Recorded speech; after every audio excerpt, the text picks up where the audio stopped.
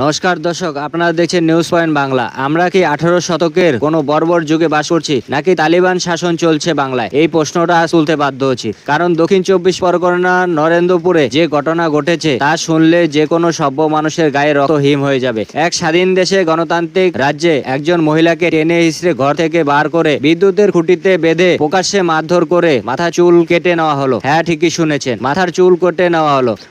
অপরাধ তিনি নাকি বিজেপি সমর্থক। বাংলার বুকে নারীদের সুরক্ষা কি এই নমুনা? ঘটনার সূত্রপাত কিন্তু আজ নয়। আক্রান্ত পরিবারের দাবি, জমি বিবাদ এবং রাজনৈতিক বিবাদের জেরে গত বছরে 3রা সেপ্টেম্বর প্রথমবার তার ওপর হামলা হয়েছিল। এতটাই আতঙ্ক ছিল যে পরিবারটি ঘর ছাড়তে বাধ্য হয়।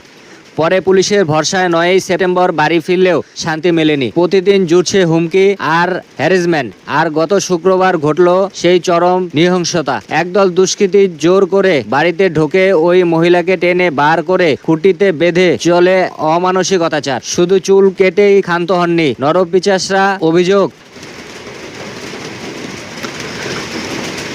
অভিযোগ ছিল গলায় ফাঁস দিয়ে তাকে খুনের চেষ্টা করা হয়, ব্লেড দিয়ে জিভ কেটে নেওয়া চেষ্টা করা হয়। ভাবা যায়, স্থানীয় মানুষ যদি সেদিন বুকচিতে এগিয়ে না আসতেন তবে হয়তো আরো বড় কোনো মর্মান্তিক ঘটনা ঘটে যেতে পারত। বর্তমানে ওই মহিলা হাসপাতালে চিকিৎসাধীন। এবার আসা যাক আসল জায়গায়। এই হামলাকারীদের মাথার ওপর কার হাত রয়েছে? আক্রান্ত পরিবারের সরাসরি অভিযোগ, হামলাকারীরা নাকি প্রাক্তন তৃণমূল বিধায়ক ফিরদৌসী বেগম এবং তার স্বামীর ঘনিষ্ঠ লোক। তাদের মদতেই নাকি এলাকায় এই গুন্ডারা চলছে। যদিও প্রাক্তন বিধায়কের কোনো প্রতিক্রিয়া এখনো মেলেনি। কিন্তু নিউজ পয়েন্ট বাংলার প্রশ্ন, আইন শৃঙ্খলা রক্ষাকারী বাহিনী এতদিন কি করেছিল? স্থানীয় মানুষ বলছেন, আগে যখন অভিযোগ করা হয়েছিল পুলিশ যদি তখনই করা পদক্ষেপ নিত তাহলে আজ একজন মহিলার এই পরিণত হতো না। ঘটনা ঘিরে নরেন্দ্রপুর থানায় 11 জনের বিরুদ্ধে মামলা হয়েছে। পুলিশি তদন্তে নেমে টালিগঞ্জ থেকে একজনকে গ্রেপ্তার করেছে।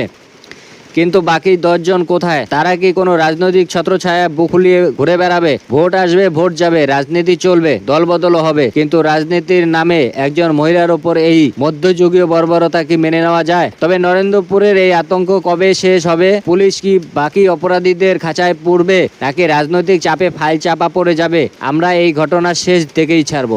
এই নৃশংসতা নিয়ে আপনাদের কিছু মতামত থাকলে অবশ্যই কমেন্টে জানাবেন। ভিডিওটি প্রচুর পরিমাণে শেয়ার করুন যাতে ওপর মহলে